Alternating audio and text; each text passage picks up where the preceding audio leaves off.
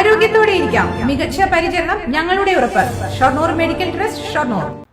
Ambalappara Kadambur Yuvarashmi club and വായനശാല വാർഷികാഘോഷം ശനിയാഴ്ച നടക്കും.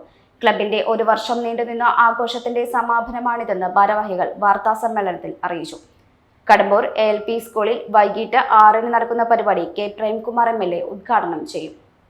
Ambalappara panchayat president P. വിജയലക്ഷ്മി ഉപഹാര വിതരണം നടത്തും. ഗായകൻ ഭവിൻ വിനോദിനെ ആദരിക്കും. 1993-ൽ തച്ചാട്ടുപറമ്പ് പ്രദേശത്തെ ഒരു കൂട്ടം ചെറുപ്പക്കാർ രൂപീകരിച്ച കൂട്ടായ്മയാണ് യുവരശ്മി ക്ലബ്ബ്. ക്ലബിന്റെ നേതൃത്വത്തിൽ അഖില കേരള വടംവലി ഉൾപ്പെടെ വിവിധ കായിക മത്സരങ്ങളും ജീവകാരുണ്യ പ്രവർത്തനങ്ങളും നടത്തിവരുന്നു. ജില്ലയിലെ ഏറ്റവും മികച്ച യൂത്ത് ക്ലബ് അവാർഡ് ഉൾപ്പെടെ നിരവധി പുരസ്കാരങ്ങളും നേടിയിട്ടുണ്ട്.